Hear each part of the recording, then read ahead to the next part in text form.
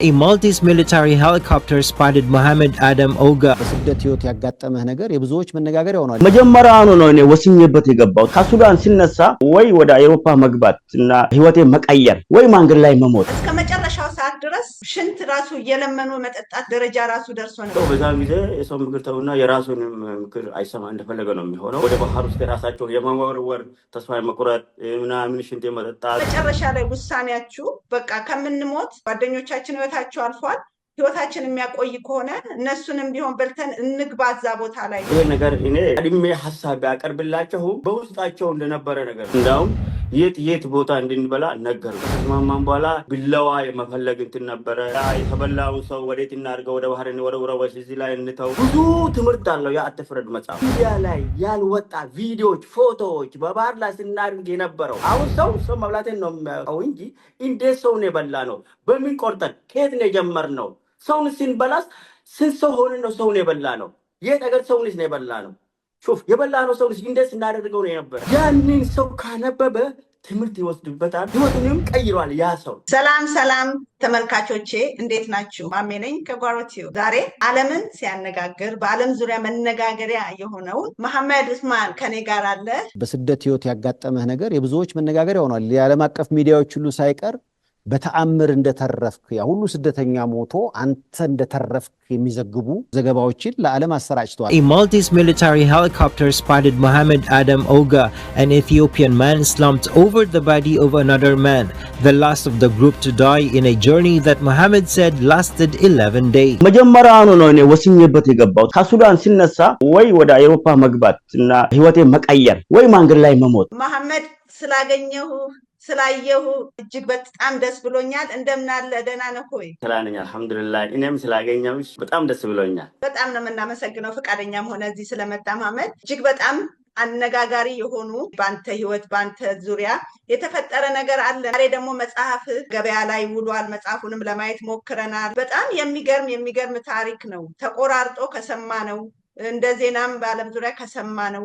ከዛም የተለየ ታሪክ ነው። በመጀመሪያ ወደዛ ከመግባቴ በፊት እንደው መሐመድ ማን ነው የሚለውን ነገር ራስን በማስተዋወቅ እንጀምር። ስሜ መሐመድ ኡስማን ኢብራሂም ነው። ተወለድኩትና ያደግኩት በምስራቅ ሐረርጌ በዴሳ ከተማ ነው። አሁን ፈረንሳይ ነኝ ያለሁት። በጣም ቆንጆ መሐመድ፣ አንተ ብዙ ነገር አይተሃል። በዛ ሰዓት ብዙ ያልተረፉ በባህር የቀሩ ለነጋሪ እንኳን ይሄ ነገር ታሪክ ብለው እንኳን ሊያወሩት ያልበቁ ብዙ ሰዎች አሉ።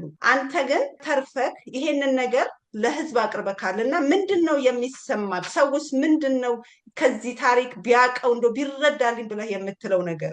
ምን መሰለሽ፣ ሰው አፍሪካ ሆኖ ስለ አውሮፓ ሲያስብ ከአውሮፓ ከተገባ በኋላ ከጭንቀት ከችግር እንደተላቀቀ የፈለገው ነገር እንደሚያገኝ የሚበላ የሚጠጣ የሚለብስ ዶላር እንደተከማቸ በቃ አውሮፓ ብቻ እንዴት እንግባ ነው የሚያስበው። እኛ በተለይ ሊቢያ ሆነን ስለ አውሮፓ ብቻ በቃ አውሮፓ ከገባን በኋላ ምንም ነገር እንደሌለ በቃ ጀነት እንደገባን እኔም እንደዛ ሲያስብ ነበር።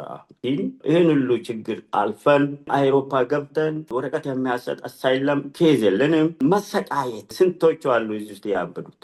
አንዳንድ በአጋጣሚ ወረቀት ያገኘው ሊኖር ይችላል። ከመቶ 10-15 ወረቀት ሊያገኝ ይችላል። አብዛኛው ግን 90% 80% ያለ ወረቀት ነው አውሮፓ ውስጥ የሚኖሩ። አውሮፓ መጥተ እንደገና ወደ ሀገር ቤት መመለሱም ትንሽ ይከብዳል። እንዳሰብከው አታገኝም። እኔ አሁን የኔን ኒውስ ዩኤንኤችሲአር ናቸው የመዘገቡት። ዩኤንኤችሲአር መጥቶ እስከ ማልታ መጥቶ አናግሮኛል። እስካሁን ወረቀት አላገኘውም። ያው ማልታ ነበር የገባሁት። እዛ ነው እጄ ሰጣሁት። አሳይለም የጠየቅኩት እዛ ትቼ ነው ወደ አውሮፓ ወደ ፈረንሳይ መጣሁ። እዚህ ደግሞ ወደ ፈረንሳይ ሲመጣ የማልታ እጅ አለብኝ ኢሻራ አለብኝ፣ ወደ ማልታ መመለስ አለብኝ የተባልኩት። እንግዲህ ወደ ማልታ ተመለስ ተብዬ እንዳውም ቲኬት ተቆረጠልኝ፣ የአውሮፕላን ቲኬት። ወደ ማልታ ተመለስኩ። እዚህም የዛች በማልታ ኢሻራ የተነሳ ወረቀት አላገኘው። መንከራተት ስንት አሁን 5ኛ ዓመቴን ጨርሼ ወደ 6ኛ ዓመቴን እያለሁ ማለት ነው። ዓለምን ያነጋገረ ታሪክ ነው ያንተ ታሪክና ያ እንኳን ሊረዳህ አልቻለም ማለት ነው ወረቀት እስካሁን ለማግኘት። እነሱ እንደፈለግ አንተ ስደት ስትሄድ መንገድ ላይ ሊያጋጥምህ ይችላል ችግሮቹ። እነሱ የሚያውቅ እሱን አይደለም ከአገር የወጣበት ምክንያት እና ወደ አገር ቤት ስትመለሽ ደግሞ የሚያጋጥምሽ ነገር እሱም በተጨባጭ ነገር ከሌለ ወረቀት ታገኝ። እንጂ አሁን እኔ ከሊቢያ እና አውሮፓ ቤተ ክርስቲያን ኩላዊት ናት። ከስደተኛ ምዕመናኖቿ ጋር አብራ የምትሰደድ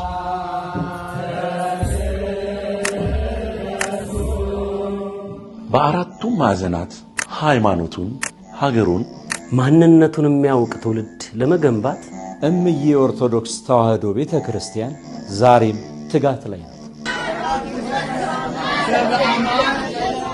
በምስራቅ ካናዳ ሀገረ ስብከት ውስጥ የሚገኘው ከተመሰረተ 15 ዓመታትን ያስቆጠረው የቶሮንቶ ደብረ ገነት አቡነ ተክለ ሃይማኖት ቤተ ክርስቲያን በቤተ ክርስቲያኗ ጥበት ምክንያት ለ15 ዓመታት አባቶችና ምዕመናን ሥርዓተ ቅዳሴን በብርድና በውርጭ በደጅ ለማስቀደስ ተገደዋል። እንዲሁም ደግሞ በካናዳ የተወለዱ ኢትዮጵያውያን ሕፃናት ሥርዓተ ቤተ ክርስቲያንን፣ የአብነት ትምህርትን፣ የአማርኛና የግዕዝ ቋንቋን ከነጽሕፈቱ ጥንቅቅ አድርጎ ለማስተማር በእጅጉ ተቸግረዋል።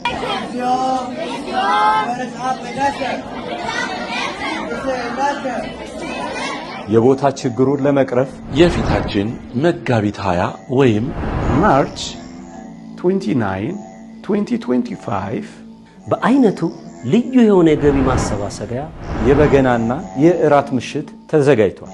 በዕለቱ መልአከ አሚን ልዑል ሰገድ ኃይለ ማርያም ከአሜሪካ ተጋብዘዋል። 237 ሴክቪል ስትሬት ቶሮንቶ 6 PM ላይ ሁላችንም እንገናኝ። ሁላችንም የትውልድ አሻራችንን በማሳረፍ የዚህ ታላቅ በረከት ተሳታፊ ነው።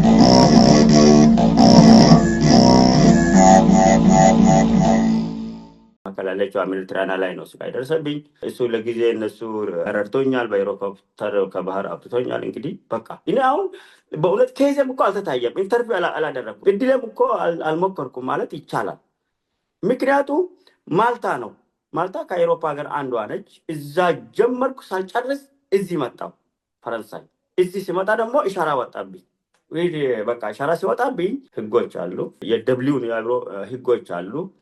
ያቺ አገር ከፈለገች ይመለሳለሁ፣ ካልፈለገች እንግዲህ እዚህ ሀገር ውስጥ ነው የሚቀረው። እኔ አሁን ያቺ ሀገር ትፈልገኛለች። ማልታ እንፈልጓለን፣ ይምጣ፣ የሱ ጉዳይ ስራ እዚህ እየተሰራ ነው አላቸው ለፈረንሳዮች ማለት ነው። እነሱ ደግሞ ህግ ማስበር አንችልም እና ወደ ማልታ ተመለስ ነው ያሉ። እኔ ደግሞ አልመለስም አልኩት። አልመለስም ብዬ እዚሁ ፈረንሳይ ውስጥ በቃ እንትን ብዬ እየኖርኩ ነው። ጊዜ ግን የበኋላ አላህ ያውቃል፣ መቼ ላገኝ እችላለሁ። ምናልባት እድሎች አለ። አሁን ፈረንሳይ ሌላ አገር ኢሻራ እስኪሰበር 1 ዓመት ከ6 ወር መቆየት አለብን። እንግዲህ እኔ የማልታው ኢሻራ እስኪሰበርልኝ እየቆየሁት ነው። 5 ወር ይቀራኛል። ግን ማልታ ላይ ብትቀመጥ እድሉን ታገኛለህ ወይስ ፈረንሳይ የተሻለ ስለሆነ ነው ማልታ ወደ ፈረንሳይ የመጣህበት ምክንያት? 4 ዓመት ነው ማልታ ውስጥ የተቀመጥኩ። 4 ዓመት ተቀምጬ ሪጀክት ተመለሰልኝ። እንደገና የፍርድ ቤት ነበረኝ አንድ እድል። ያንን እድል ሞከርኩ፣ ጀምሬ ያችን ሳልጨርስ ወደዚህ መጣሁ። አሁን እነሱ ማዩት ያ የጀመርኩትን ነው የሚያዩት። የጀመርኩትን ይሄ ሰውዬ እስከ መጨረሻ አልተሸኘም። የፍርድ ቤቱ ገና አለው፣ ፍርዱ ነው የሚወስነው። ይሄ ሰውዬ ሪጀክት መደረግ የለበትም ይሰጠው፣ ወይ ደግሞ አይ ይሄ ሪጀክት መደረግ አለበት፣ ይሄ መጨረሻ እድል የእንትኑ ስላለ የፍርድ ቤቱ ስላለ እሱን ሳልጨርስ ነው የመጣሁት። ግን እዚህ ደግሞ ለመጀመር 1 ዓመት ከ6 ወር ነው ኢሻራ የሚሰበረው ቆይቶ። አሁን እንግዲህ 5 ወር ቀራ እዚህ ኬዝ ለመስጠት ማለት ነው። እስካሁን ኬዝ አልሰጠሁም። ደጋግመህ የማመልከት እድሉም ስላለ ተስፋ ይኖረዋል ብለን ነው እኛም የምናምነው። እግዚአብሔርም ያግዝካል፣ ይረዳካል። ይሄ ሁሉ ስቃይ ለፍተህ እዛ ገብተሃል። ከዚህ በኋላ ያለው ህይወትክ ደግሞ የሰላም እንዲሆን ነው የእኛም ምኞታችን፣ የደስታ እንዲሆንልክ ነው ምኞታችን። እና አንዳንድ ነገሮች እናነሳለን ብዬ አስባለሁ። ምክንያቱም ብዙ ሰዎች ባህር ላይ ያለችዋን ስቃይ ነው ብዙ ጊዜ ሰው ሲያናፍሰው የሚታየው። ያንተ ግን ስቃይ የጀመረው እዛች ቦታ ላይ አይደለም። አሳልፈ የመጣኸው ስትለፋ የነበረው ስትደክም የነበረው ከአባት ሞት ከወንድም ሞት ብዙ ቁጭቶች ደግሞ ነበሩ እና እነዚያ ቁጭቶች ናቸው ለዚህም ህይወት የዳረገ ብዬ አስባለሁኝ። አዎ ትክክል ተናገርሽው። ኤርትራ ውስጥ 12 ዓመት በላይ ቆይቻለሁ።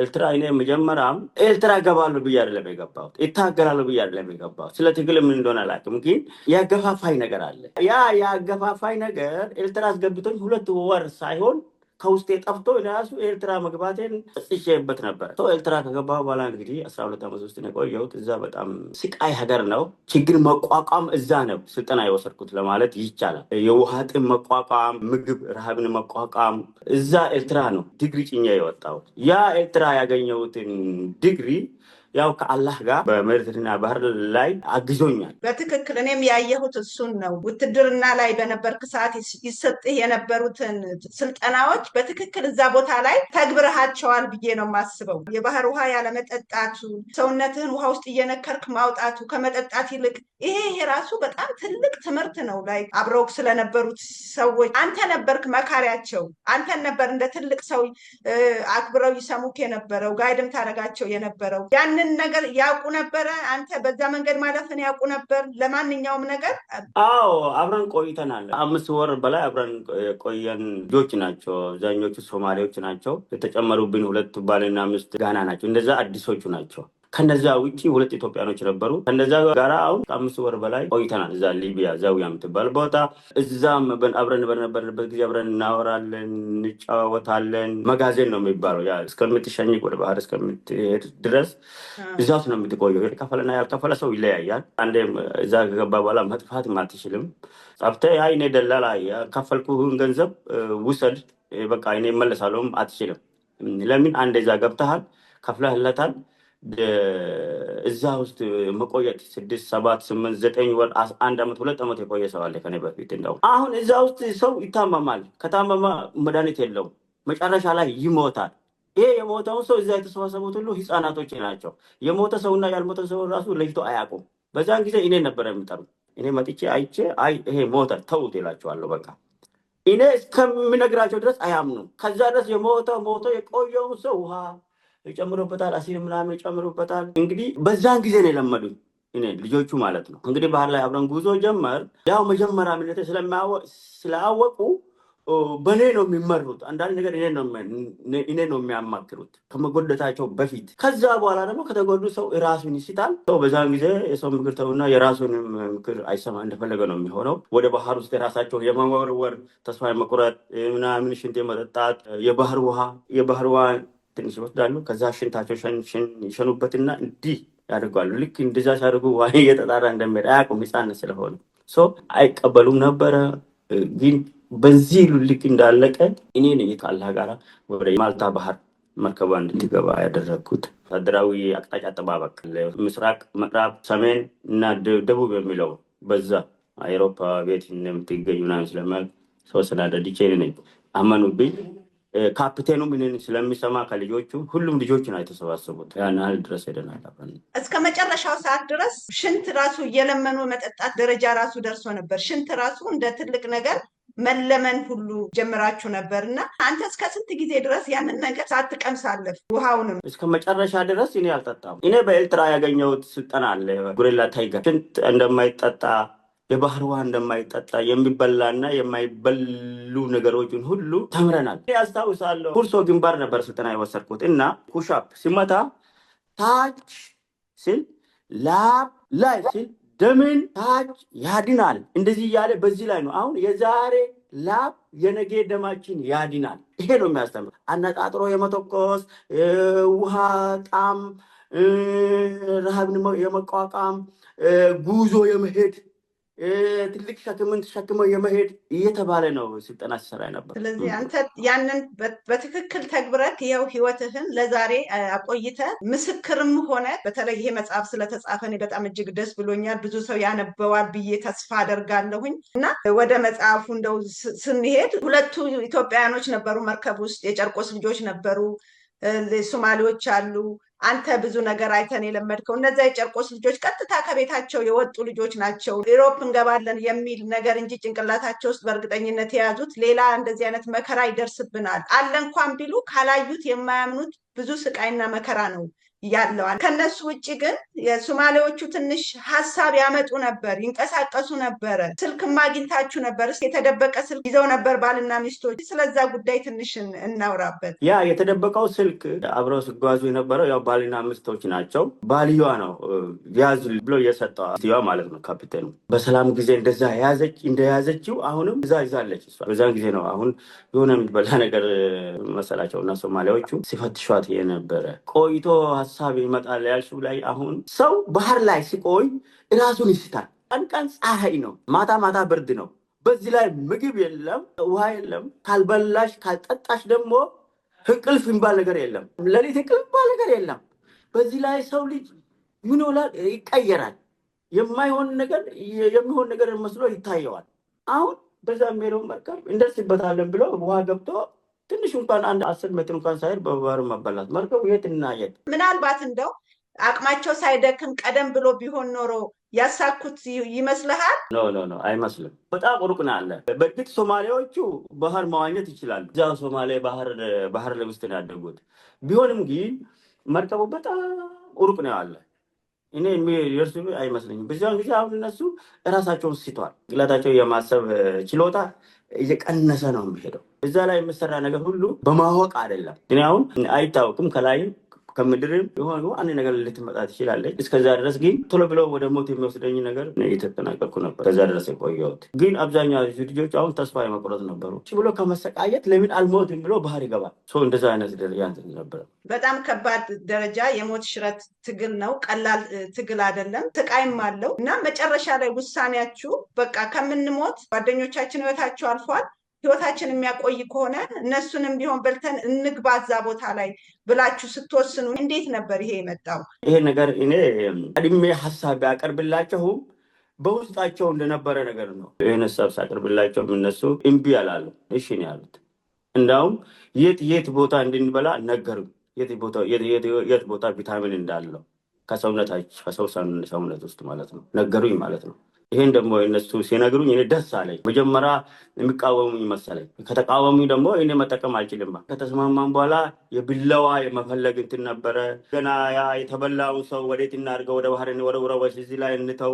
ብዙ ብቻ እዚህ ላይ አለ። 11 ቀን ውስጥ የተሆነ ነገር ነው ይሄ ነገር። 11 ቀን ውስጥ አሁን እዛ ስደተኞች የሚያሳዩት ባህሪዎች ነበሩ። አንዳንዱ ተነስቶ ጎማውን ለማተንፈስ ይሄዳል። ሰው እዛ ላይ የመጣላት ነበረ። ወደ ባህር የመወራወር ብዙ ነገሮች አሉ። ብዙ ነገር ያቺ 11 ቀን በጣም ብዙ ታሪክ የያዘች ቀን ነች።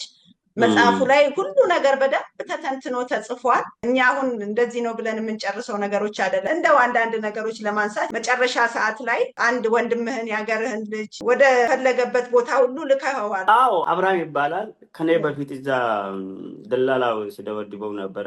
ብዙ ወራት እዛ ቆይቷል። ገንዘብ ብዙ ቦታ ከፍሏል እና እኔ ከሱ የተሻልኩ ነኝ። ለምን እኔ ትሪፖል ነበርኩ። ትሪፖል ውስጥ እኔ ከ10 ወር ምናምን ተቀምጫለሁ። ትሪፖል ከተማ ውስጥ አውቀዋለሁ። አንዳንድ ሹፌሮችም አውቀዋለሁ። አንዳንድ ነገሮችም አውቀዋለሁ። እኔ በደላላ አይደለም ሊቢያ የገባው፣ በራሴ ነው። ወደ ቻሃድ ሄጄ ከቻሃድ በሲስተም ዝም ብዬ ገባሁ። እንደገባሁም ሲሸቅል ነበረ፣ ሲሰራ ነበረ። አሁን ይሄ ልጅ ሁሉም ነገር ለሱ ጨለማ ነው። ከግብፅ ነው የመጣ ወደ አውሮፓ ለመሻገር ለአንድ ደላላ ከፈለው እና ያ ደላላ ደግሞ ለሌላ ሸጠው። እንደዛ አይነት ሲስተም አለ እዛ ውስጥ። አሁን ለምሳሌ እኔ ደላላ ከሆንኩ ወደ አውሮፓ አወጣሻለሁ ብዬ ብር ይቀበላሻለሁ እና ነገ ተዘጋጁ፣ ወደ ባህር ይወስዳችኋለሁ ይልሻለሁ። እናንተ ብዙ ሰዎች ናችሁ እንግዲህ እና ለአንድ ደላላ ደግሞ ደውዬ ይኸው ነገ ወደ 50 ሰው ምናምን ይዤልህ የመጣሁ ነው፣ ትከፍለኛለህ ገንዘብ? አዎ እከፍላለሁ፣ ይስማማሉ ዋጋ።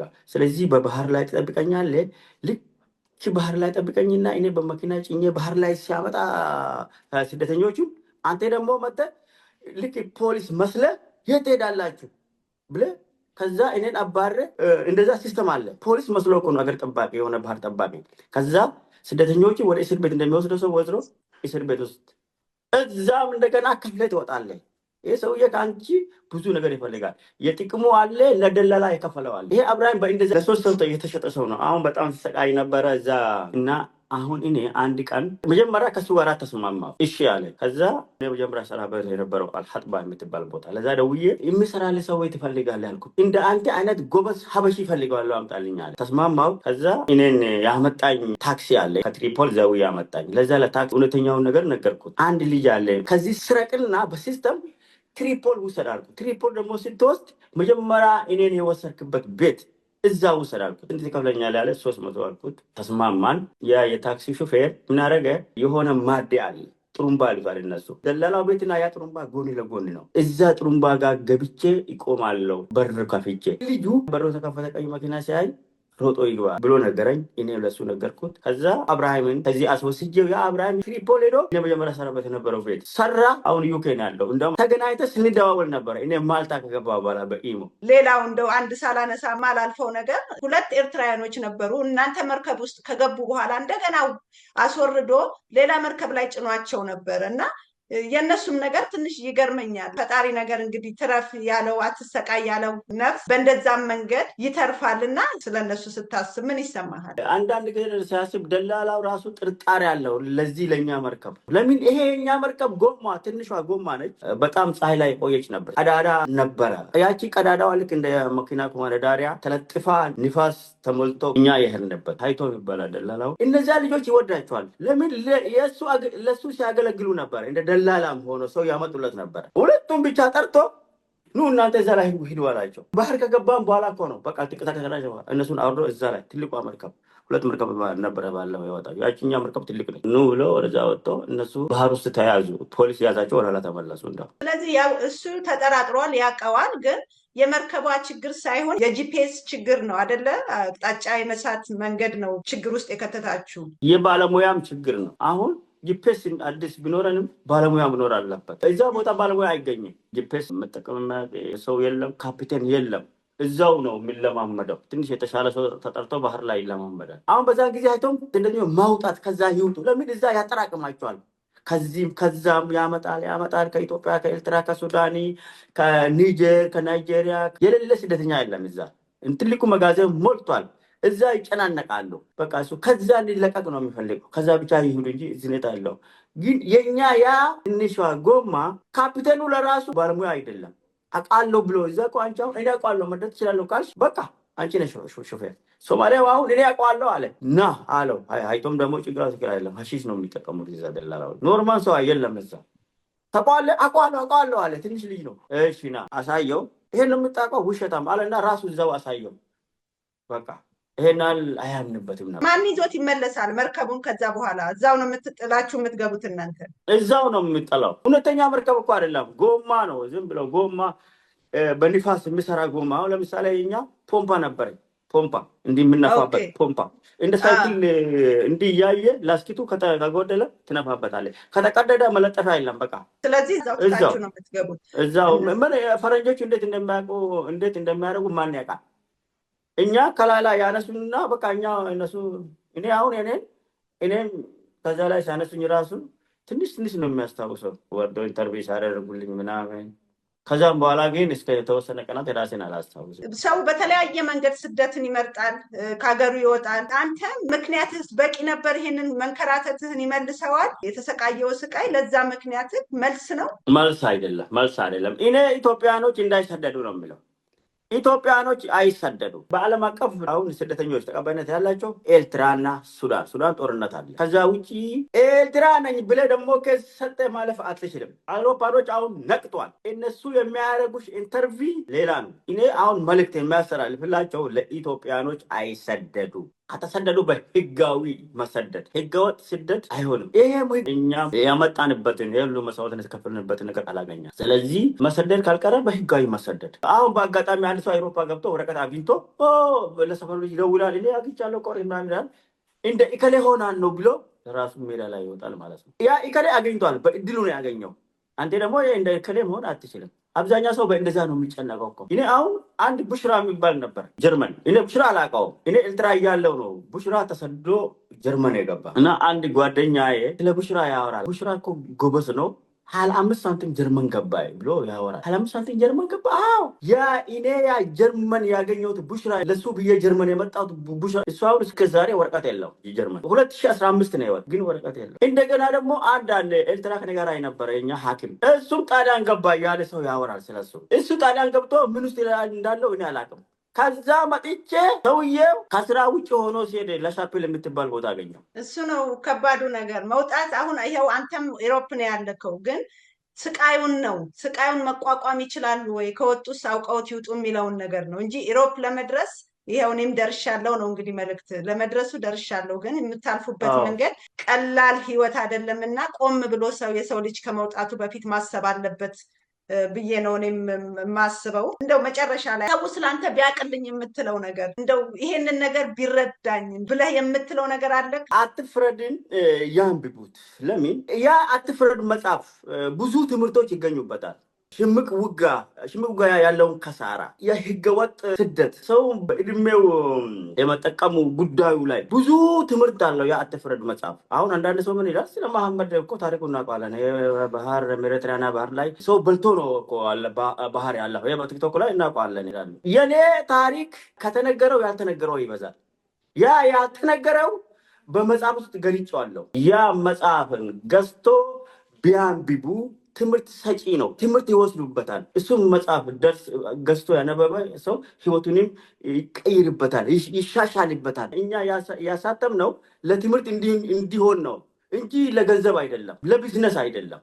ሰው ያንብብ፣ ይማርበት። እኔ ላይ የደረሰ ባንኪ ላይ እንዳይደርስ፣ በኢክሌ ላይ እንዳይደርስ የመሰለ ታሪክ ተሰርቶ እንዳይረስ ፈረንጆቹ ነው ይሄ መጽሐፍ እንዲያትም መጀመሪያ ይገፋፉኝ 2022 እኔ እንዳውም ሰው ማብላቴን በባህር ላይ ያደረጉት ነገር ሁሉ ሲደብቀው ነበረ። ሰው ምን ይልኛሉ ብዬ አንድ ጋዜጠኛ ዳይና የምትባል በ2022 ለሶስተኛ ጊዜ አስጠራችኝና የሆነ ካፍቴሪያ ረጅም ጊዜ አብረን ቆየን። የአልጀዚራ ጋዜጠኛ ነች። ሶስተኛ ጊዜ ነው ከእሷ ጋር የተገናኘ ነው። መጀመሪያ ጊዜ እኔ ከባህር ላይ ሳነሱ እሷን ያመጣችው ቀድማ። ሁለተኛ ላይ ደግሞ በ2020 አካባቢ አስጠራችኝ። ቨልታ የምትባል ከተማ የሆነ ካፍቴሪያ። ሶስተኛ አስጠራችኝ በ2022 ማልታ ቭርክካራ የምትባል ቦታ። የኔን ታሪክ ጠየቀችኝና ይሄ የአንተ ታሪክ በመጽሐፍ መጻፍ አለበት፣ ለሌሎቹ ትምህርት ሰጪ ነው፣ ትምህርት ይወስዱበታል። እኔ ይሄ የአንተን ታሪክ አንተ ስትነግረኝ እኔ ቢሆንስ ብዬ ነው ፍርድ የሚሰጠው። እኔ የአንተን ቦታ ራሴን አስቀምጬ አቃተኛለች። እሷ በአይኗ ያየችው ነገር አለ በባህሩ ላይ። ከዛ ደግሞ ከሊቢያ ስንነሳ ቀናቶቹን እሷ አሁን አላት ኢንፎርሜሽን ወስዳን አለችው። ምግብ እንዳልጫል ምንም ነገር እንዳልጫል ባህር ላይ ስንት ቀን እንደቆየን ከባህር ላይ ደግሞ በስንት ቀን በኋላ እንዳወጣን ታውቃለች። ከትንሿ ጎማ ላይ ሲያነሱን የተቆራረጠ የሰው ስጋ ሁሉ መረጃ አላት። እንደገና ከላይ የተቀረጸ እኛ ሰው ሲበላላ የተቀረጸ ቪዲዮ አለ። ብዙ ቪዲዮዎች አላት እሷ ጋር የደበቀች። አሁን አለች እኛ አለች ተመካክረንበት ነው የአንተ ንውስ መተላለፍ ያለበትን አስተላልፈን መተላለፍ ያለበትን ነገር የተው ነው። ምክንያቱም አለችኝ እሷ በሚዲያ የምናስተላልፈው ከሆነ ብዙ ስደተኞች ወደ አውሮፓ ይጎርፋሉ፣ ሜዲትራኒያን ባህር ላይ ይሰቃያሉ። እነዚህ ስደተኞች ከባህር ላይ አንስቶ ፈረንጆች ወደ አውሮፓ አያስገቡም፣ ይፈሩታል። ሰው ይበላል፣ ጥቁሮቹ ሰው ይበላል ብሎ ስለሚፈሩ ነገ ልጆቻችን ይበሉብናል ብሎ ስለሚፈሩ ለስደተኞች ያላቸው እይታ ራሱ ይቀንሳሉ። ስለዚህ ይሄ ቪዲዮ ከተወያየንበት በኋላ ይሄ ቪዲዮ ይቀመጥ እና መተላለፍ ያለበት ይሄ ነው ብለን ነው ያስተላለፍ ነው።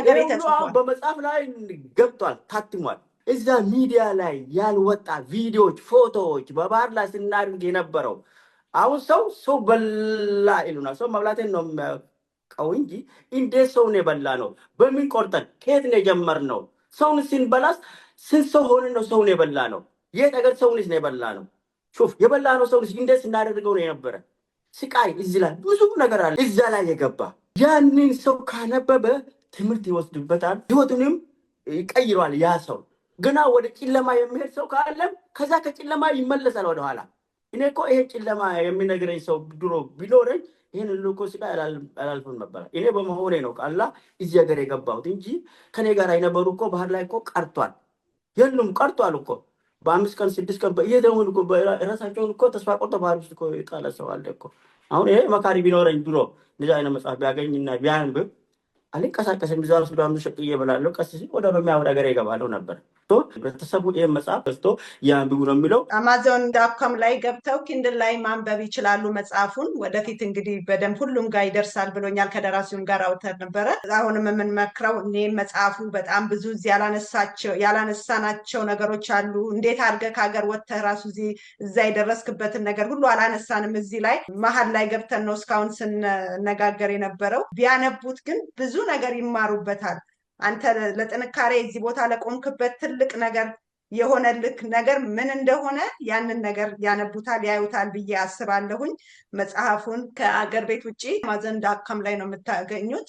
እዛ ላይ ገብታችሁ ኪንድል ላይ ማንበብ ትችላላችሁ። እንግዲህ መሐመድ ዛሬ እንግዲህ የኔ ፕሮግራሜን ልጨርስ ነው። አንተ ግን የምታመሰግነው ወይም የምትለው ነገር ካለ መጨረሻ እድል ስጥ። የሚያመሰግናቸው ሰዎች አሉ። ደራሲ ጋሸና ራስላስ በጣም ነው የሚያመሰግነው። ይሄ መጽሐፍ በመጽሐፍ ላይ ደራሲ ብዙ መስዋዕትነት ከፈለ። አልጀዚራዎች ጋር አውጥቷል። ስካይ ኒውስ ጋራ፣ ቲምስ ኦፍ ማልታ፣ ቢቢሲዎች ጋራ በሄሊኮፕተር ከባህር ላይ አንስቶኝ ሆስፒታል ካስገቡኝ ሰው ጋር ሁሉ ነው እሱ ተገናኝቶ ያወራው ከነዛ ሰዎቹ ጋራ። ለምን ይሄ መጽሐፍ ላይ መጽሐፍ ያለበት ነገር እውነታዊ ታሪክ መሆን አለበት ብሎ ስለአመነበት ብዙ ነው ለፋው። እዛ ሰዎቹን እንኳን ለማግኘት ብዙ ጥሯል። ስለኔ ለማወቅ ማለት ነው ነባራዊ ነገር የነበረውን ነገር ለማወቅ ብዙ ነገር ለፍቶ ይሄ መጽሐፍ ነው ያወጣው። ዝም ብሎ መታ አይደለም ያደረገው።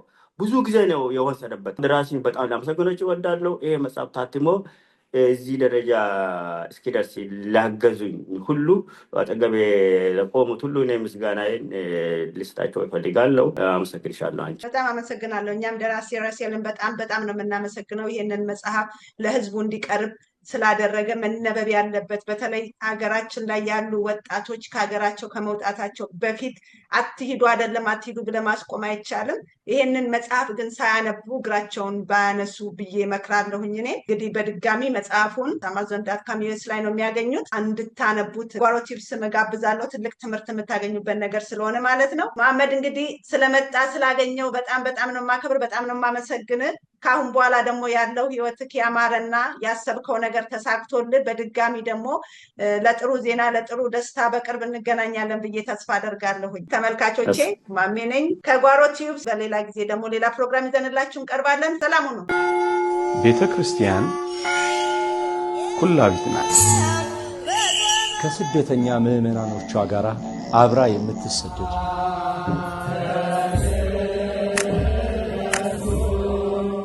በአራቱም ማዕዘናት ሃይማኖቱን፣ ሀገሩን፣ ማንነቱን የሚያውቅ ትውልድ ለመገንባት እምዬ ኦርቶዶክስ ተዋሕዶ ቤተ ክርስቲያን ዛሬም ትጋት ላይ ናት።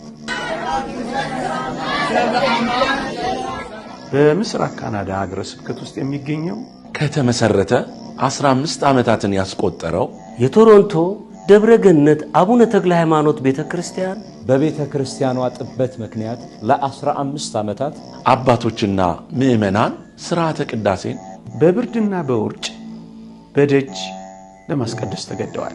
እንዲሁም ደግሞ በካናዳ የተወለዱ ኢትዮጵያውያን ሕፃናት ሥርዓተ ቤተ ክርስቲያንን፣ የአብነት ትምህርትን፣ የአማርኛና የግዕዝ ቋንቋን ከነጽሕፈቱ ጥንቅቅ አድርጎ ለማስተማር በእጅጉ ተቸግረዋል።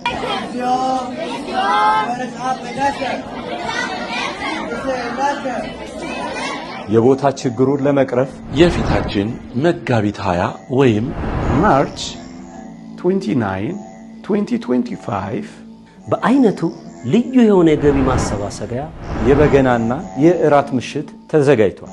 በዕለቱ መልአከ አሚን ልዑል ሰገድ ኃይለ ማርያም ከአሜሪካ ተጋብዘዋል። 237 ሴክቪል ስትሬት ቶሮንቶ 6 PM ላይ ሁላችንም እንገናኝ። ሁላችንም የትውልድ አሻራችንን በማሳረፍ የዚህ ታላቅ በረከት ተሳታፊ ነው።